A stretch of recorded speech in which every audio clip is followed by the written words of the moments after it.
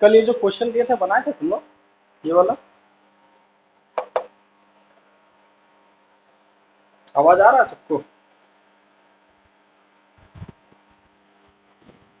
चलो, देखो, इसको हम बताते हैं ना जो कल क्वेश्चन दिए थे। देखो,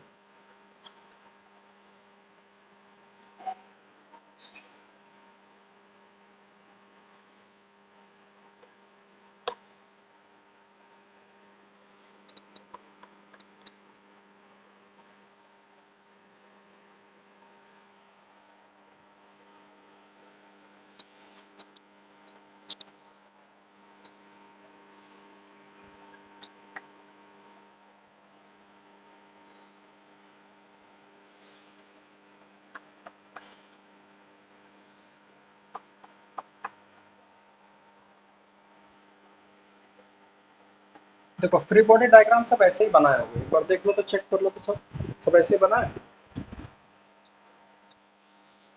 ठीक है, अब देखो, कभी कभी होता क्या है ना कि जब बहुत सारा फोर्सेस लग रहा होता है, ठीक है, माइक ऑफ कर लो, माइक ऑफ कर लो सब। ठीक है, जब बहुत सारा फोर्सेस लग रहा होता है बॉडी में और थोड़ा सा कंफ्यूजन हो रहा है, तो हमेशा क्या करना, सारे फोर्सेस को एक पॉइंट पे ड्रॉ करो, थोड़ा चीज आसान लगेगा और कुछ नहीं। जैसे अगर एक पॉइंट से इस पे सारा फोर्स ड्रॉ करना है तो देखो कुछ N2 ऐसा होगा,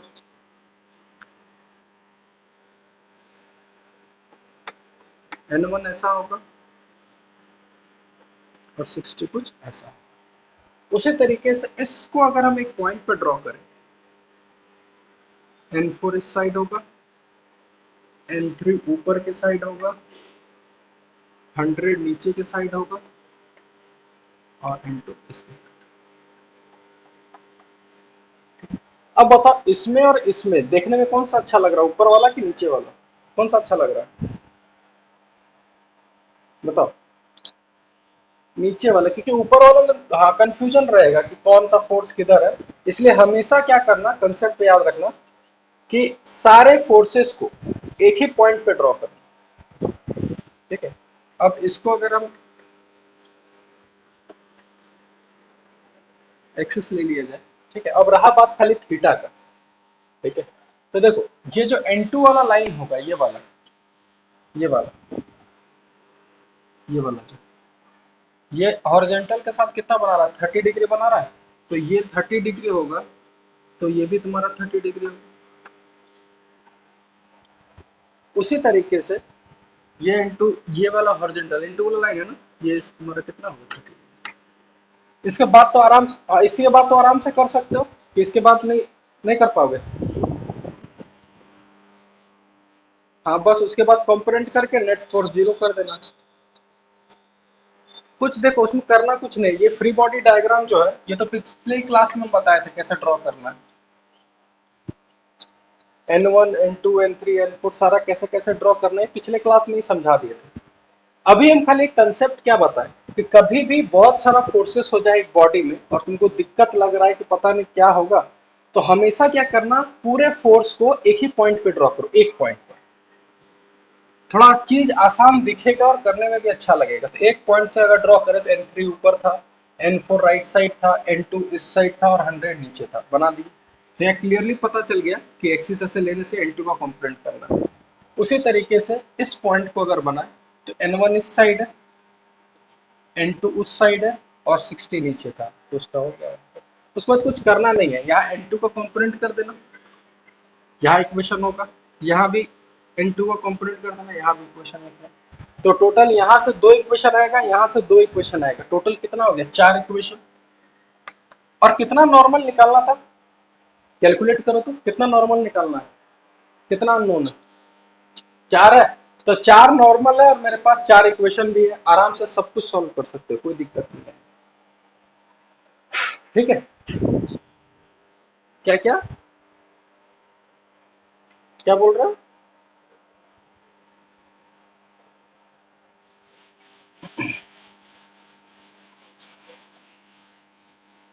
क्यों, बताओ। हाँ हाँ तो वही देखो, एंगल पकड़ना सीखो। अगर एंगल नहीं पकड़ पाओगे ना तो बहुत दिक्कत होगा।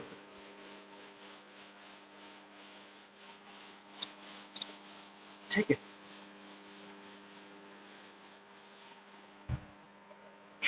चलो एक क्वेश्चन और देते हैं तुम, बनाओ, ट्राई करो।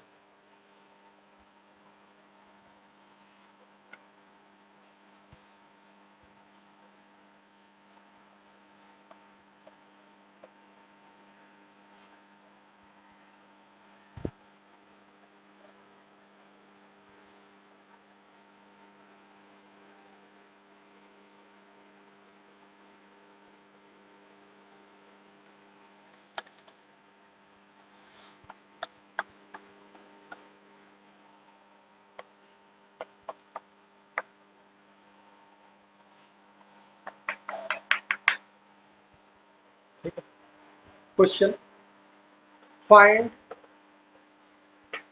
Tension normal and elongation in the spring. Try करो। इसमें टेंशन, नॉर्मल और स्प्रिंग में कितना इलोंगेशन होगा, सब कुछ कैलकुलेट करो। ये दिया है।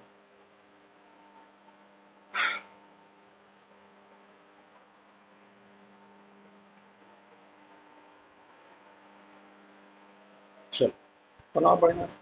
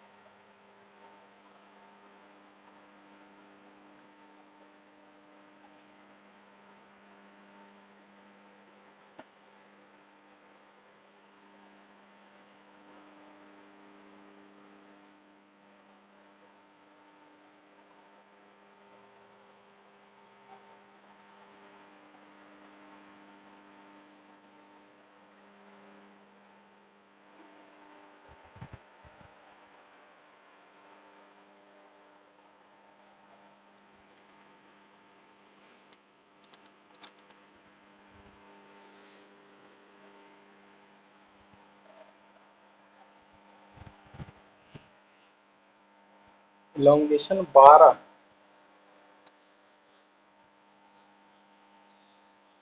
टेंशन 60। देखो कुछ मत करो, हम तो बोले ना, आराम से खाली फ्री बॉडी डायग्राम बनाना स्टार्ट करो, सब निकल जाएगा। ठीक है, सबसे पहले मेरे को ये बताओ, ये स्प्रिंग जो होगा, ये इलोंगेटेड पोजीशन में होगा, कंप्रेस्ड होगा कि नेचुरल लेंथ पे होगा, क्या लगता है? इलोंगेशन होगा, क्योंकि इधर 10 केजी भारी है और इधर 6 केजी है, तो जाहिर सी बात है नीचे जाएगा, तो इसको तो इलोंगेट करेगा ही करेगा। ठीक है, तो अगर हम 6 केजी का, अगर हम फ्री बॉडी डायग्राम बनाए 6 केजी, नीचे 60, और, और ऊपर हो जाएगा के एक्स, स्प्रिंग फोर्स जो लगता है, और कोई फोर्स नहीं है, और जाहिर सी बात है सब रुका रहेगा। ऐसा थोड़ा 10 केजी ऊपर चला जाएगा, ऊपर जा ही नहीं सकता वो। तो यहाँ पर हम सिंपल लिखेंगे के एक्स इज इक्वल टू 60, के का वैल्यू है 5x इज इक्वल टू 60, तो x का वैल्यू यहाँ से आ गया 12 मीटर। ठीक है, उसके बाद ध्यान से खाली समझना, इस 10 केजी,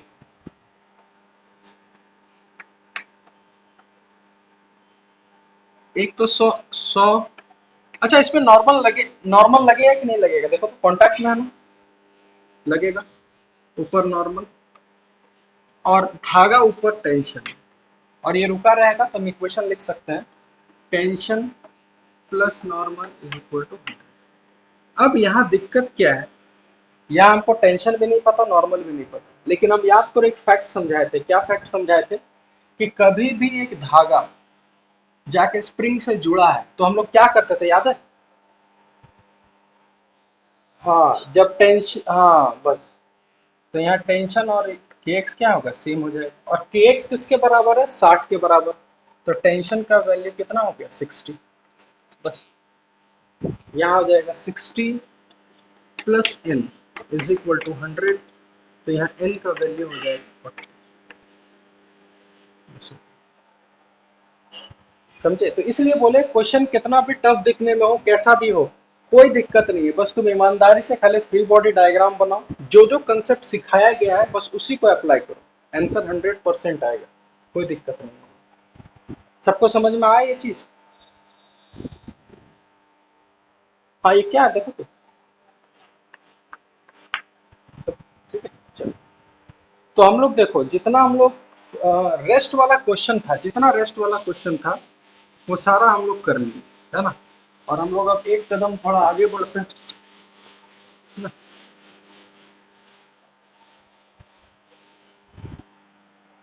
तो अगर एफ एफ नेट, अगर नेट फोर्स जीरो नहीं होगा किसी बॉडी पर, तो क्या होगा बताना? अगर एक बॉडी पर नेट फोर्स जीरो नहीं है, इसका मतलब कि बॉडी मूव करेगा, पहला चीज, और मूव करेगा तो उसके बाद हम लोग जो इक्वेशन लगाएंगे वो लगाएंगे F net is equal to mass into acceleration. मतलब कि अब पूरे चैप्टर में एक ही इक्वेशन है, ये वाला, और इसको लगाना खाली सीखना कि कैसे लगाना है, तब कि मेरा आंसर सही हो जाए। ऐसा थोड़ी ना खाली ये फॉर्मूला तो इंडिया में सबको पता है, लेकिन लगा ही नहीं पाता, कोई सॉल्व ही नहीं कर पाता, इसलिए सीखना पड़ेगा कि इसको कैसे लगाया जाता है, ठीक है, कहाँ गलती से बचा जाए, ठीक है। तो इसको ना हम प्रोसेस बताते हैं सब कुछ, ठीक है, कि कैसे करना होता है। सबसे पहले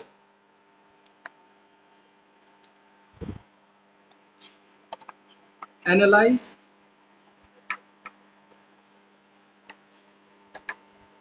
द डायरेक्शन ऑफ मोशन। सबसे पहले ना तुम एनालाइज करो, मतलब कि थोड़ा सा कॉमन सेंस लगाओ या दिमाग लगाओ, कुछ भी लगाओ, सबसे पहले तुम एनालाइज करो कि मोशन का डायरेक्शन किधर है, हमेशा चीज। दूसरा चीज, अच्छा एक चीज बताओ पहले, ठीक है, कि इससे पहले जब हम लोग नेट फोर्स का क्वेश्चन वगैरह करते थे, तो उस समय हम लोग एक्सिस कैसा भी लेते थे या हमेशा प्लस ही लेते थे? क्या करते थे? कैसा भी ले सकते थे, वो हमारे ऊपर था कि हम प्लस भी ले सकते हैं, क्रॉस भी ले सकते हैं, वो मेरे पे डिपेंड करता था। पर यहां पर एक रिस्ट्रिक्शन आ गया। क्या रिस्ट्रिक्शन आया? ऑलवेज टेक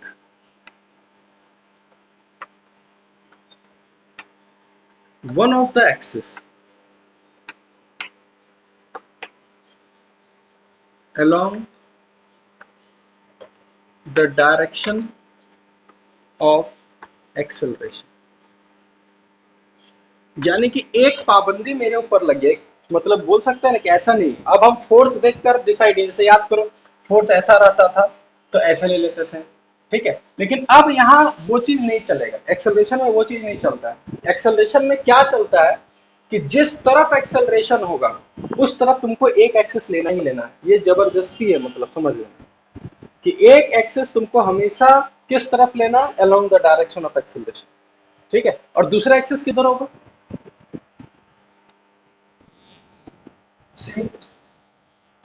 क्या जी, एक एक्सिस 90 डिग्री में, हम हमेशा पता है एक्सिस हमेशा जो रहेगा वो 90 डिग्री में रहता है, तो एक एक्सिस अगर एक्सेलरेशन के डायरेक्शन में जाएगा तो दूसरा उसके परपेंडिकुलर जाएगा, ये चीज सीखना। ऐसा नहीं कि अच्छा यहाँ प्लस वाला हो रहा है, यहाँ क्रॉस वाला, ऐसे नहीं, एक्सेलरेशन को देखकर एक्सिस अब डिसाइड होगा। नेट फोर्स में तुमको जो मन आता था वो ले लेते थे, वहां फ्रीडम है, पर यहाँ एक्सेलरेशन को देख के सब कुछ चल रहा है। उसके बाद third, apply F net is equal to ma along the direction of acceleration। यानी कि ये जो इक्वेशन है ये हमेशा किसके अलोंग लगाना है? Along the direction of acceleration, हमेशा याद रखना ये वाला इक्वेशन, ठीक है। तो ये तीन जो चीज है इसको उतारो पहले अच्छे से, बढ़िया से, मतलब ये पूरा का पूरा बोल सकते हैं ना, यही याद रखना है, इससे पूरा चैप्टर खत्म कर देंगे हम, इतना याद रखना बस अच्छे से, पहला दूसरा तीसरा, यही मतलब की है सीखने का, और हम कहीं कुछ अलग ट्राई नहीं करेंगे, बस यही सब चीज चलेगा हम लोग का। इसको उतारो बढ़िया से कॉपी में।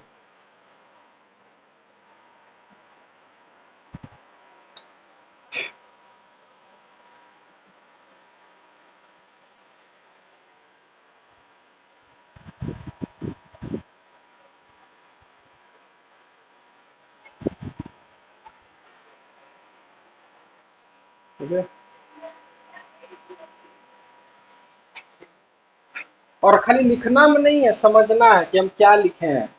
कि सबसे पहले एक क्वेश्चन ही बताएंगे, उसमें हम सब कुछ बताएंगे कि कैसे करना है क्या नहीं करना है, ये सारा कुछ होगा। अब देखो तुम्हारे पास क्या क्या मतलब केस आ सकता है, किस टाइप का केस आ सकता है। हाँ बोलो ना। हाँ बोलो बोलो बोलो ना। हाँ हाँ बोलो। along the direction of acceleration, हम शॉर्टकट में ऐसे मार देते हैं, ऐसे। हाँ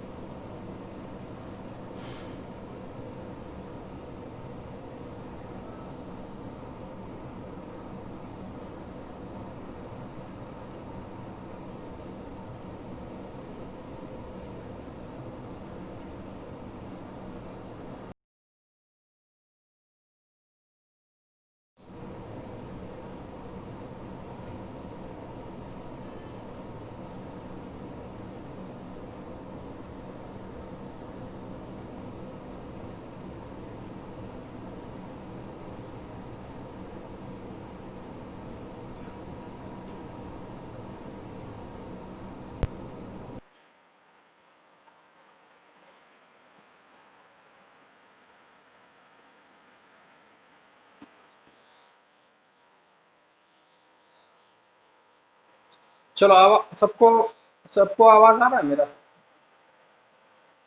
चलो ठीक। देखो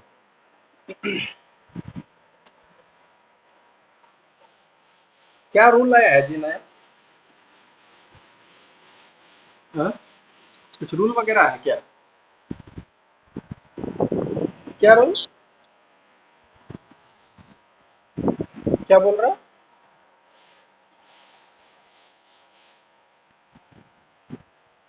अच्छा रूल निकाला है क्या, देख लीजिए नया रूल। क्या लिखा है नया रूल में?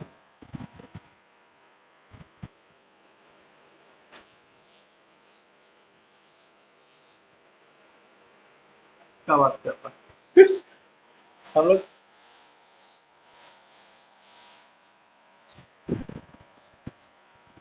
चलो हटाओ, जो जो होगा देखा जाएगा, ठीक है, नहीं होगा तो अपना लाइफ चलता रहेगा। क्या हड़ताल करेगा। चल। देख। ना ना ना ना ना ना ना ना, कहीं कहीं नहीं करना। ठीक है, इधर देखो इधर। कि हमारे पास क्या क्या केसेस आ सकता है। पहला केस। और यहीं से ना थोड़ा सीखना स्टार्ट करो, ठीक है। क्योंकि यहाँ दिक्कत होगा तो आगे दिक्कत ही दिक्कत है। मान के चलो एक बॉडी है और उस पे दिया हुआ है F1 इस साइड है, F2 इस साइड है, और बॉडी इस डायरेक्शन में एक्सेलरेट कर रहा है। तो सबसे पहला चीज, ये 1D टाइप का है कि 2D टाइप का है, किधर कैसा है? 1D। एक ही एक्सेस से काम हो जाएगा, और एक एक्सेस हमेशा एक्सेलरेशन के साइड होना चाहिए। और इसका मास ले लेते हैं m। अब देखो इक्वेशन किस हिसाब से लिखेंगे, ध्यान से देखना। इक्वेशन तो हमको बोलता है कि net force is equal to mass into acceleration. ठीक है, अब कैसे लिखना ध्यान से देखना। अब तुम खुद समझो कि अगर बॉडी इस डायरेक्शन में जा रहा है तो F1 हेल्प कर रहा है कि अपोज कर रहा है, क्या कर रहा है? हेल्प कर रहा है। और F2 क्या कर रहा है? अपोज कर रहा है। तो जब नेट फोर्स में लिखेंगे तो हम लिखेंगे F1 minus F2 is equal to mass into acceleration. ये एक तरीका ये हो, हेल्प और अपोज करके देख रहे हैं। दूसरा तरीका, कुछ दिमाग नहीं लगाना है। जो फोर्स एक्सेलरेशन के डायरेक्शन में होगा उसको पॉजिटिव लेना है, जो फोर्स एक्सेलरेशन के अपोजिट होगा उसको नेगेटिव लेना है। जैसे F1 एक्सेलरेशन के डायरेक्शन में है तो पॉजिटिव, और F2 एक्सेलरेशन के अपोजिट है तो नेगेटिव। ये हो गया net force is equal to mass into acceleration. ये दोनों तरीका समझ में आया कैसे लिखा जाता है?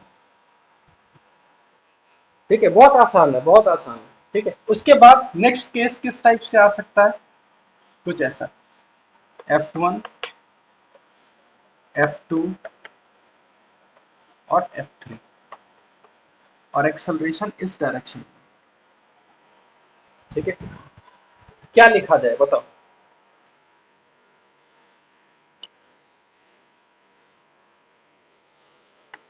F2 देखो, एक्सेलरेशन इस डायरेक्शन में हम दिए, ध्यान से देखो, यही सब छोटा छोटा चीज है। तो एक्सेलरेशन अगर इधर है तो F2 टू, हाँ, या डायरेक्ट लिखो -F1 -F3 is equal to m, बस हो गया। ठीक है, अब देखो और क्या क्या केसेस आ सकता है जिस, और ये वाला ध्यान से देखना कि अगर F1 इधर है, F2 इधर है, F3 ऊपर है और F4 नीचे, और बॉडी इस डायरेक्शन में जा रहा है, तो सबसे पहले एक्सेलरेशन के डायरेक्शन में एक एक्सिस और दूसरा उसके परपेंडिकुलर। तो इस एक्सिस में एक्सेलरेशन है, तो हम लिखेंगे F1 minus F2 is equal to m, ये लिखिए। ठीक है, इस एक्सिस का तो काम हो गया। अब इस एक्सिस में क्या करें, ठीक है, अब समझना ध्यान से। अगर एक्सेलरेशन इसी साइड में है तो क्या इस एक्सिस में कोई एक्सेलरेशन है, देखो तो इस एक्सिस में जब कोई एक्सेलरेशन ही नहीं है, जब कोई एक्सेलरेशन ही नहीं है, इसका मतलब नेट फोर्स कितना होने वाला, जीरो। तो यानी कि हम सिंपल लिखेंगे F3 इज इक्वल टू, समझ में आया। अब और एक केस कैसा आ सकता है, ये थर्ड केस है। फोर्थ केस,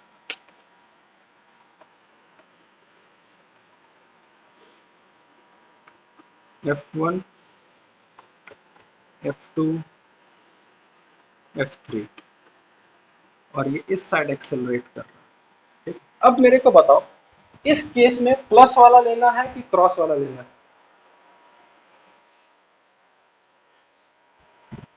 प्लस ही लेना है कि क्रॉस लेना है, ये बताओ, एकदम क्लियर है, प्लस ही लेना है। हाँ, क्योंकि एक्सेलरेशन के डायरेक्शन में एक एक्सिस होना ही चाहिए। अब हम फोर्स को देख के नहीं चलेंगे, हम किसको देख के चलेंगे, एक्सेलरेशन को, और एक एक्सिस इधर है। तो यह किसका किसका कंपोनेंट होगा, F1 और F3 का। और इस साइड इक्वेशन लिख देंगे, net force is equal to mass into acceleration, इस साइड। और इस एक्सिस में क्या लिखोगे, इक्वल, यानी इस एक्सिस में जाएगा नेट फोर्स जीरो जाएगा, और इस एक्सिस में जाएगा net force is equal to. ये पूरा समझे कहानी कि हम लोग को कैसे अप्लाई करना सब कुछ, पक्का तो। चलो ठीक है, इसको उतारो अच्छे से, उतारो बढ़िया से। ये ये वाला देखो, ये वाला बता रहे हैं, ध्यान से समझे, हाँ, कि फोर्स किधर भी हो, F1 इधर, F2 इधर, F3 किधर भी हो, एक्सेलरेशन अगर इस डायरेक्शन में है तो हमको एक एक्सिस इधर ही लेना है हमेशा, और एक एक्सिस उसके परपेंडिकुलर। तो जब देख रहे हैं कि F2 एक्सिस में आ गया और F1 और F3 नहीं आया, तो F1 और F3 का कंपोनेंट कर देंगे। कंपोनेंट करने के बाद जो एक्स एक्सिस में है उस तरफ लिखेंगे net force is equal to mass into acceleration, और जो इसके परपेंडिकुलर है जिसमें कोई एक्सेलरेशन नहीं है, उधर net force is equal to, ये करना है। इसको उतारो अच्छे से, पूरा चारों केस।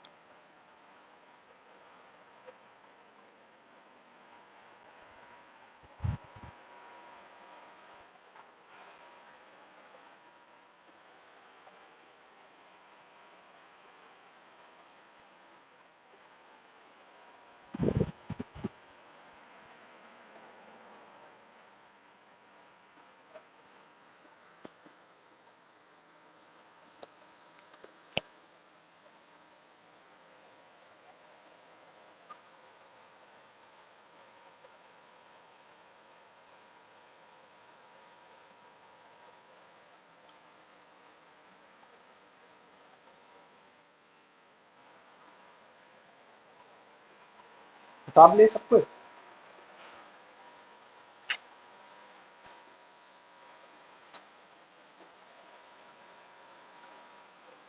चल।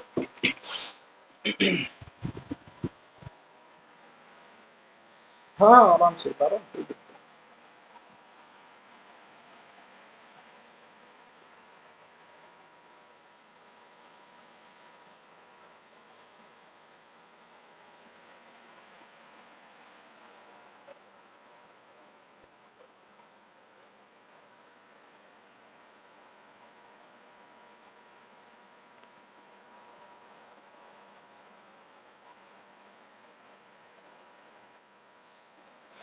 चल,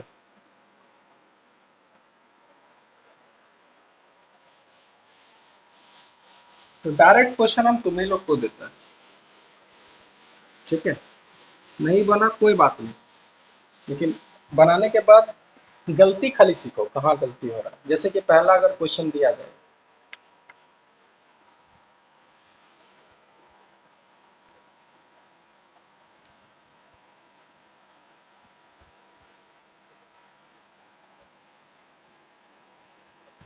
ये 6 kg, ये 4 kg,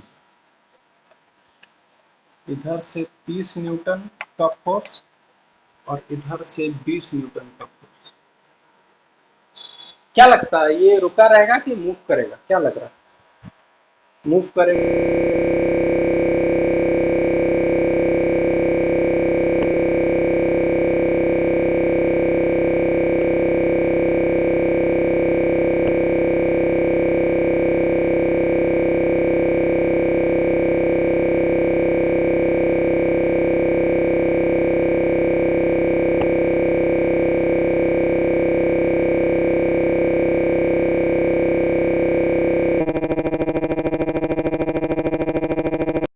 सबको पता नहीं क्या। चलो चलो चलो, कोई बात नहीं। अब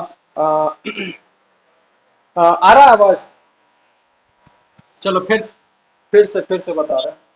कोई बात नहीं, कोई बात नहीं। ये रहा फिगर 6 kg और 4 kg का। इधर से 30 न्यूटन, इधर से 20 न्यूटन, ठीक है। तो हम बोले थे कि ये जो पूरा सिस्टम है ये रुका रहेगा कि मूव करेगा, क्या होगा? मूव करेगा। तो तुमको एक्सेलरेशन तो निकालना ही है, पहला चीज। उसके बाद इस पूरे फिगर में कितना नॉर्मल हुआ, गिन के बताना। कितना? 3।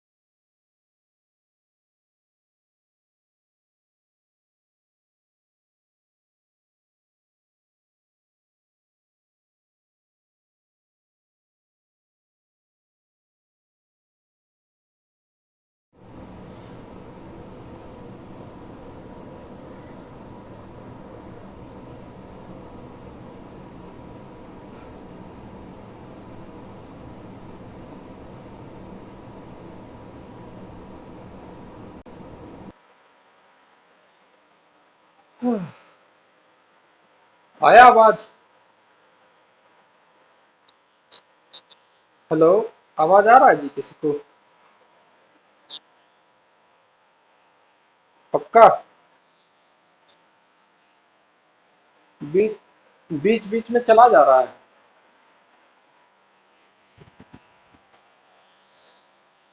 चलो कोई बात नहीं।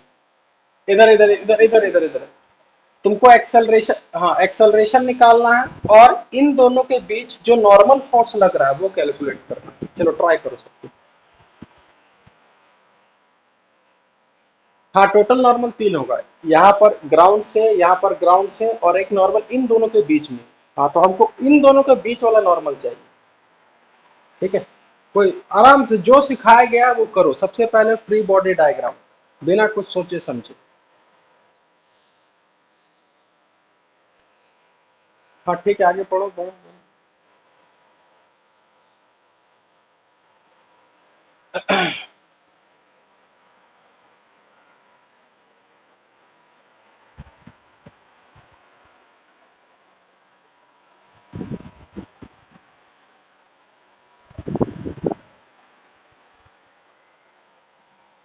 चलो तुम लोग अपना बना, हम भी अपना बनाते हैं और देखते हैं कौन सही बनाता है।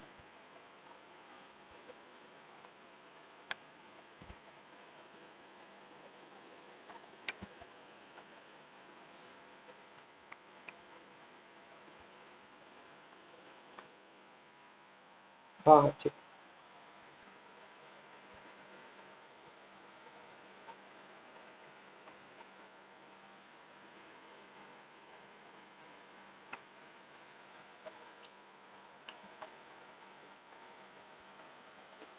देखो सब फ्री बॉडी डायग्राम बनाओ इस टाइप से। देखो तुम, ये वाला कॉमन होगा, ये दोनों अलग अलग होगा। देख लो सब बनाओ ना।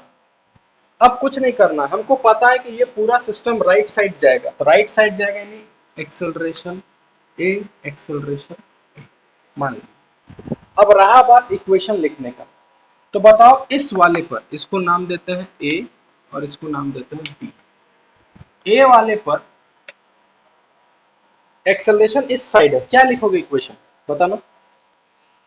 30, हाँ मेरा n1 है, हम लिखेंगे 30 minus n1 is equal to mass कितना है 6 इंटू ए। ठीक है, 30 इसी डायरेक्शन में था, n1 अपोजिट था इसलिए। और इस साइड तो कोई एक्सेलरेशन है ही नहीं, तो यहाँ लिख देते हैं n2 का वैल्यू 60।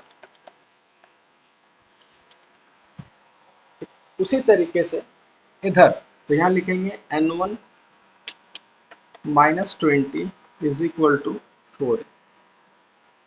ठीक है, और इधर कोई एक्सेलरेशन नहीं है, तो n3 का वैल्यू हो गया 40। ठीक है, अब इसको अगर सॉल्व किया जाए तो n1 कैंसिल, अगर ऐड किया जाए तो 30 में से 20 गया 10 इज इक्वल टू 10 तो a का वैल्यू आ गया 1। अब a का वैल्यू 1 हम अगर इस इक्वेशन में पुट कर देते हैं तो n1 minus 20 is equal to 4, तो n1 का वैल्यू आ गया 50। कितना आसान है कि नहीं। खाली आराम से तोड़ तोड़ के करोगे तो कहीं भी कोई दिक्कत है बताओ, कहीं भी। ये दोनों, ये वाला, चलो फिर से समझाते हैं। इधर देखो, एक एक्सिस तो एक्सेलरेशन के साइड में लेना ही था इधर। तो अगर एक्सेलरेशन इधर है, राइट साइड है, तो बताना इस एक्सिस में राइट साइड कौन सा फोर्स है, 30 है कि n1, कौन सा है राइट राइट डायरेक्शन में फोर्स 30। तो 30 को प्लस लिखे है देखो, और लेफ्ट साइड में कौन सा है, और लेफ्ट साइड में कौन सा है n1, तो इसलिए इसको माइनस लिखे 30 minus n1 is equal to net force हो गया is equal to mass into acceleration, mass 6 into ए।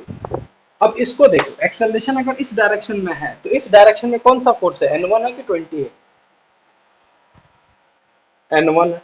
और 20 उसी डायरेक्शन में कि अपोजिट में, अपोजिट में, तो इसलिए n1 को प्लस और 20 को minus is equal to mass into acceleration. अब रहा बात मैथ्स का, कि इन दोनों इक्वेशन में n1 और एक्सेलरेशन दोनों को सॉल्व करके निकाल लिए। कैसे निकाले, दोनों को ऐड कर दिए। ठीक है, चलो ये हो गया पहला क्वेश्चन, है ना। अब थोड़ा सा और आगे बढ़ता है।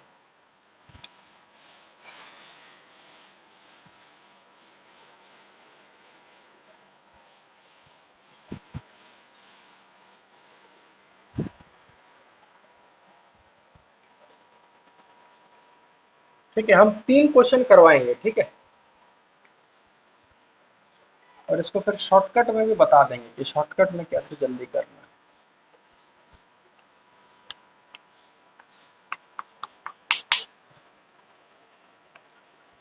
ये हो गया 6 kg, ये हो गया 4 kg। ठीक है, ये रुका रहेगा कि मूव करेगा, देखो तो मूव करेगा। ठीक है, तो जब मूव करेगा तो मेरे को इसमें एक्सेलरेशन और टेंशन कितना कितना होगा निकालो, पहला क्वेश्चन। उसके बाद एक क्वेश्चन ये वाला है,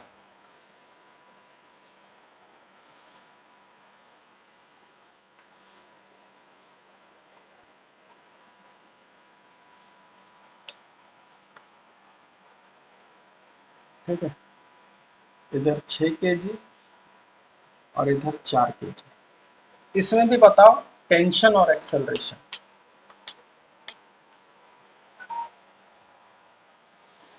और लास्ट में ये वाला।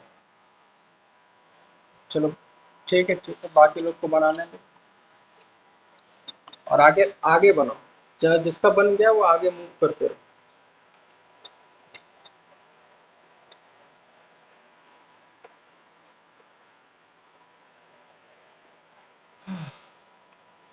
छः,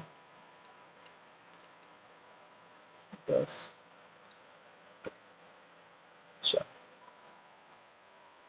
कोई बात नहीं, बनाओ आराम से बनाओ। इसमें भी टेंशन और एक्सेलरेशन। चलो 3 क्वेश्चन दिए हैं, तीनों को आराम से समय लेके बनाओ, कोई दिक्कत नहीं, हमारे पास समय ही समय है।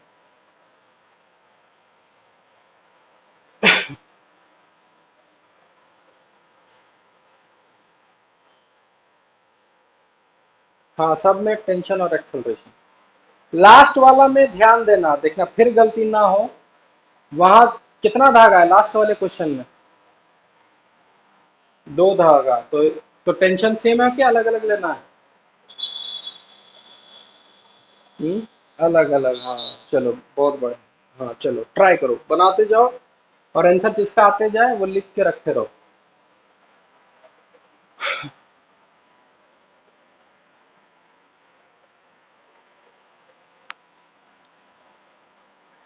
हम्म। हाँ ये, हाँ हाँ हाँ हाँ हाँ, हाँ, 30 डिग्री।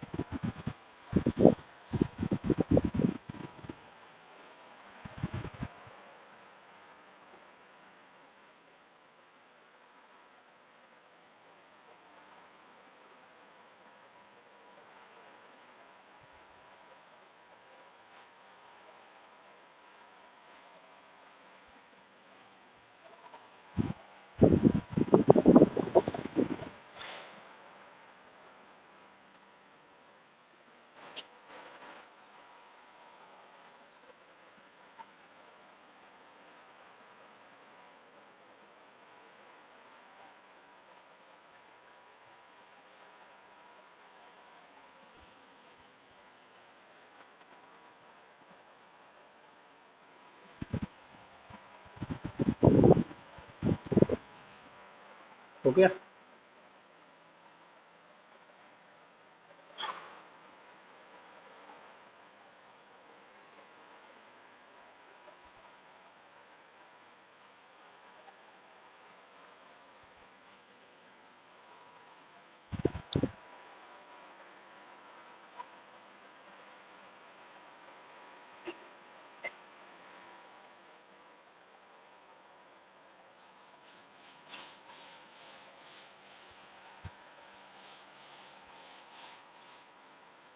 हो गया। चलो देखो, इसको बनाना कैसे है समझना ध्यान से। कि अगर हम यहाँ पर 6 kg का फ्री बॉडी डायग्राम बनाए तो टेंशन ऊपर होगा, 60 नीचे होगा। 4 kg का बनाया जाए तो टेंशन ऊपर होगा, 40 नीचे होगा। अच्छा, क्या लगता है कौन किधर मूव कर रहा होगा? और 4 kg किधर जा रहा होगा? ऊपर जा रहा होगा। ठीक है, अब यहाँ पर एक कंसेप्ट बताते हैं, ध्यान से समझना। कि यहाँ तो साफ साफ पता चल रहा है कि ये नीचे जाएगा, ये ऊपर जाएगा। कभी कभी क्वेश्चन में तुमको पता ही नहीं चलेगा कि पता नहीं कौन किधर जा रहा होगा। तो उसके लिए क्या करना है, सपोज दैट कि अगर हम 6 kg को मान ले ऊपर और 4 kg को मान ले नीचे, तो जाहिर सी बात है मेरा आंसर जो आएगा वो याद करो हम लोग रेन वाला प्रॉब्लम याद है कि अगर डायरेक्शन, हाँ, नेगेटिव आ जाएगा। तो देखते हैं, हाँ, तो देखते हैं एक बार सॉल्व करके कि अगर हम इसके अकॉर्डिंग चले, ध्यान से समझना, मेरे अकॉर्डिंग अगर चलोगे तो अगर ऊपर जा रहा है तो हम इसको लिखेंगे t-60। जो लोग नीचे लिए होगे वो लिखोगे 60 - t। तो मेरे according t-60 is equal to 6 है। और इस और यहाँ मेरे अकॉर्डिंग होगा 40 - t इज इक्वल टू 4। मेरे अकॉर्डिंग जो हम एक्सेलरेशन माने, अगर दोनों को सॉल्व किया जाए तो ये आएगा -20 ऐड करने से इज इक्वल टू 10 है। तो ए का वैल्यू आ गया -2। अब -2 ये बताएगा, माइनस ये बता देगा कि तुम जो डायरेक्शन लिए वो उल्टा लिया। आंसर 2 तुम्हारा सही है। तो जो लोग इसको नीचे माने होगा और इसको ऊपर माने होगा, इसका आंसर देखो +2 आ रहा होगा। आ रहा है सबका समझ में आया? तो यही समझना है कि कभी कभी अगर तुमको डायरेक्शन समझ में ना आ रहा हो तो तुमको जिधर मन है उधर मानो, कोई दिक्कत नहीं। प्लस आया तो ठीक है, माइनस आया तो डायरेक्शन उल्टा कर देंगे। ठीक है, अब इसी क्वेश्चन को इधर देखो इसमें। ठीक है, टेंशन ऊपर, 60 नीचे। ठीक है, नॉर्मल इधर, टेंशन इधर। अब समझना ध्यान से, अगर हम इसको मानते हैं कि ये नीचे जाएगा तो बोल सकते हैं ये ऊपर की ओर जाएगा इस डायरेक्शन में। इसका मतलब mg का ही दो कंपोनेंट करना होगा, एक इधर और एक इधर। याद करो इंक्लाइन प्लेन में कौन सा कंपोनेंट आता था, याद है? mg sin theta. तो 40 sin 30 डिग्री, तो ये आ जाएगा 20। और इधर आ जाएगा 20√3। ठीक है, तो इसमें इक्वेशन क्या लिखोगे देख के बताना जरा। 60 - t इज इक्वल टू 6। और इस पर 20 इज इक्वल टू 4 है। ठीक है, तो अगर इसको सॉल्व किया जाए तो t - t कैंसिल हो गया।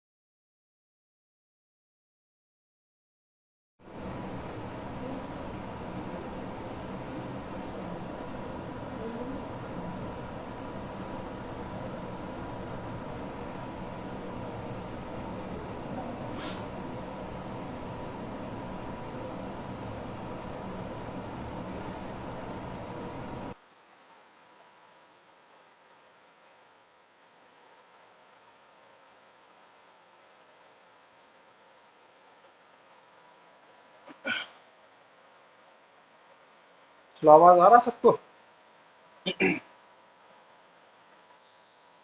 चलो, हाँ, तो यहाँ तक तो समझ में आ गया होगा एक्सेलरेशन 4। ठीक है, अब इस क्वेश्चन को देखो ध्यान से कि अगर इसमें हम मानते हैं t1 और नीचे हो गया 40, इधर t1 होगा, इधर t2 होगा, ऊपर नॉर्मल होगा, नीचे 100 होगा, ऊपर t2 होगा, नीचे 60 होगा। और ये किधर मूव करेगा? 6 kg वाला किधर जाएगा? नीचे की तरफ जाएगा। ठीक है, तो बताओ तो इसमें क्या इक्वेशन लिखोगे अच्छे से। 60 minus T2 is equal to 6। ये हो गया इसका। अगर ये नीचे जाएगा तो ये बोल सकते हैं ये राइट साइड जा रहा होगा, ये वाला। अच्छा राइट साइड बोल रहे हैं, लेफ्ट साइड जा रहा होगा, है ना? हाँ। तो इक्वेशन क्या लिखोगे उस एक्सिस में अच्छा इस एक्सिस में कौन कौन फोर्स है इस एक्सिस में? T2 और उसके अपोजिट में है T1, तो T2 minus T1 is equal to 10। और इस साइड क्या इक्वेशन होगा?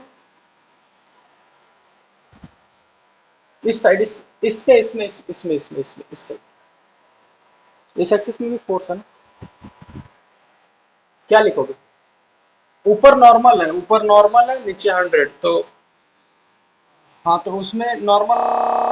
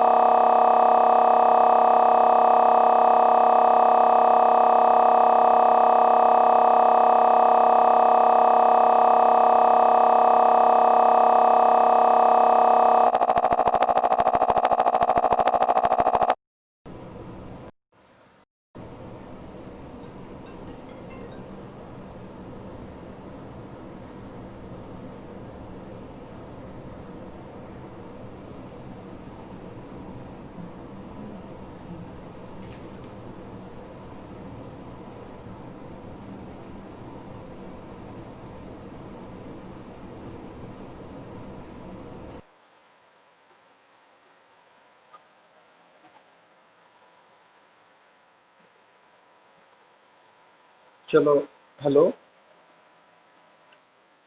बड़ा दिक्कत हो रहा है। ठीक है, इसको फटाफट खत्म करते हैं। तो इसका एक्सेलरेशन अगर ऊपर है तो उस पर लिखें। हाँ हाँ हाँ, बोलो बोलो।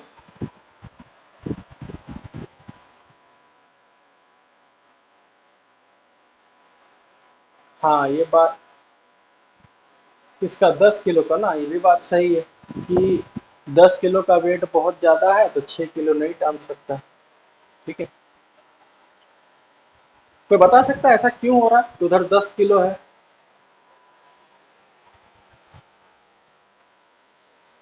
देखो, हाँ हाँ, जैसे कि एक सिंपल सा अगर क्वेश्चन यहाँ बता, यहाँ दे, ये कंसेप्ट अभी समझ में आ जाएगा कि अगर इधर 10 kg है और इधर 5 kg है, तो क्या ये मूव करेगा कि नहीं करेगा, क्या लगता है?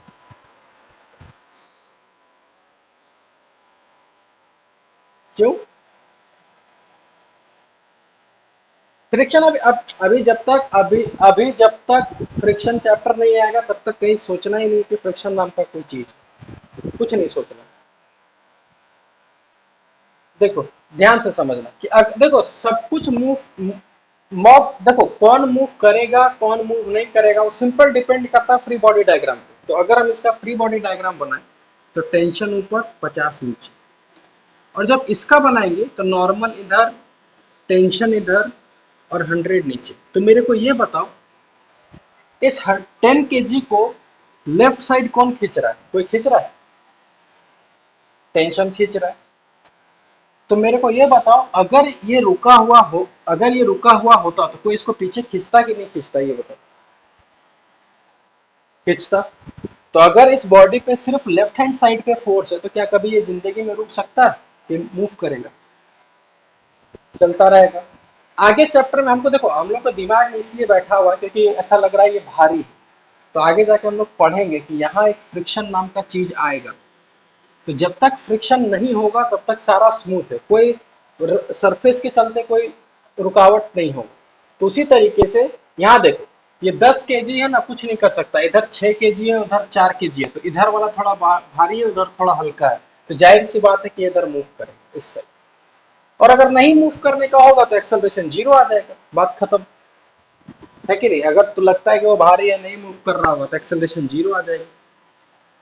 तो देखो इस पे हम लोग इक्वेशन लिखेंगे, T1 minus 40 is equal to 4। तीन इक्वेशन आ गया। तीन इक्वेशन और कितना अननोन है देखो तो, तीन अननोन। अब थोड़ा समझदारी से अगर इसको सॉल्व किया जाए, तीनों को ऐड कर दो। तो तीनों को अगर ऐड करेंगे तो T2 और माइनस T2 कैंसिल हो जाएगा, और T1 और माइनस T1 भी कैंसिल, तो बचा कौन, 60 में से 40 जाएगा, कितना बचा, 20।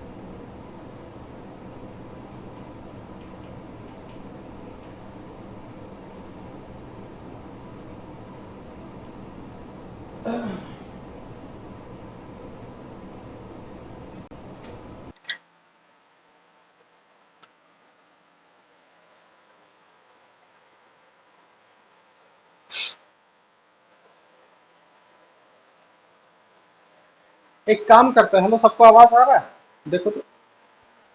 एक काम करते हैं, आज बड़ा दिक्कत हो रहा है, पता नहीं क्या दिक्कत हो रहा है, बार बार आवाज ही कट जा रहा है। ठीक है, एक काम करो, आज इतना बनाओ, ठीक है, हम HC वर्मा का कुछ कुछ क्वेश्चंस मार्क करवा देते हैं।